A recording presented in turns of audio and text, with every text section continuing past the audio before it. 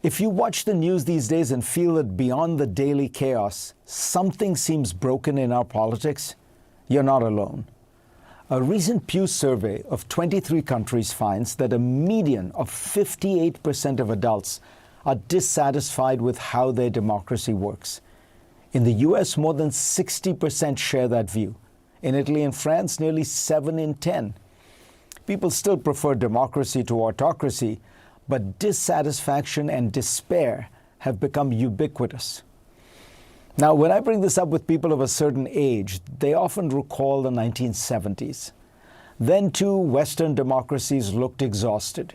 In the US, inflation, Vietnam, and Watergate had eroded public confidence. Samuel Huntington warned about the governability of democracy. Daniel Bell saw capitalism corroding the virtues that sustained it. Yet in the 1980s, things turned around. Economic reform and technological dynamism restored faith. Within a decade, communism collapsed and liberal democracy stood triumphant. The crisis of the 1970s proved to be a prelude to renewal. But today's malaise feels different and deeper. The earlier crisis was managerial. Governments performed poorly, but people still believed in the system. The Supreme Court was respected. Congress was functional. The press was authoritative. People wanted the rules enforced. Now they don't believe in the rules.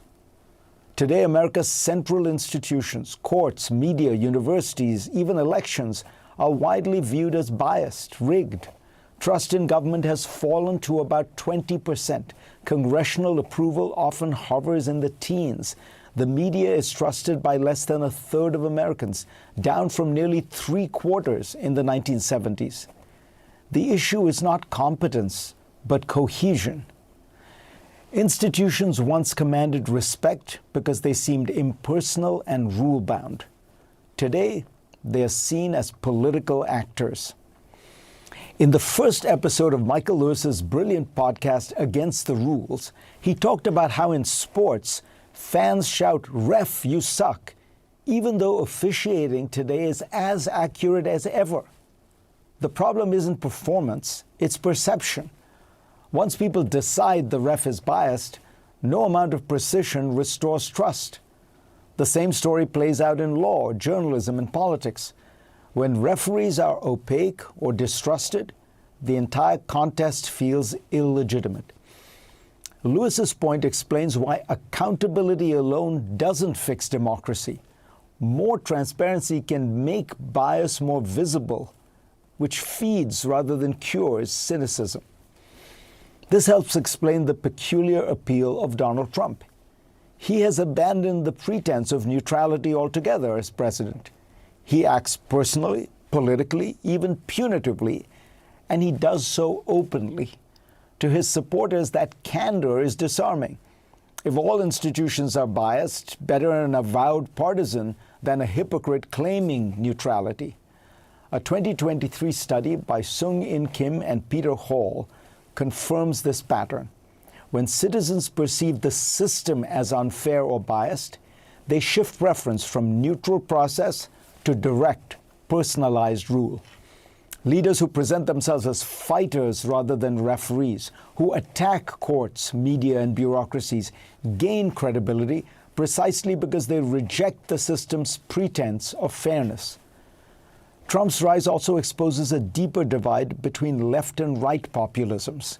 Kim and Hall find that when people see unfairness as personal, my job, my income, my future are unfair, they turn to right-wing populists whose rhetoric frames their pain as betrayal by elites and outsiders. When they see unfairness as social, society treats others unfairly, they gravitate to left populists who promise things like redistribution.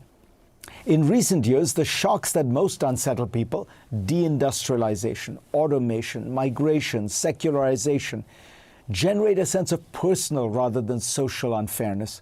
Workers fear being replaced, not merely that others are poor.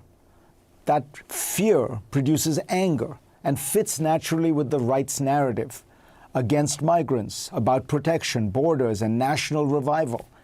Left populists call for solidarity, Right populists promise vengeance. In anxious societies, vengeance is the easier appeal. Add to this a decades-long campaign on the right to discredit America's basic institutions, from bureaucracies to the press, and trust has eroded just as intended. The 1970s crisis ended when leaders set about making democracy deliver. The people had doubted government competence, but not its legitimacy. Today's challenge is moral, not managerial. Institutions still function, but they've lost their aura of fairness. When citizens no longer trust the referees, they stop obeying the rules. Every election becomes a civil war by other means. Truth itself becomes tribal.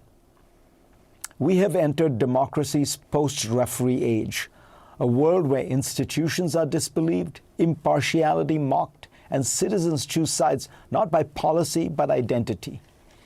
The 70s crisis produced a revival once people decided democracy was worth repairing. Ours will end only when we decide it's worth believing again. 50 years ago, people doubted their governments. Today, they doubt each other. The next democratic revival will not come from clever managers or technocratic reforms. It'll come from a rediscovery of trust, the invisible rule that makes all others possible. Unless we can believe again that the referee is trying to be fair, we will keep shouting, "Ref, you suck," at our own democracy, and then wonder why the game no longer feels worth playing.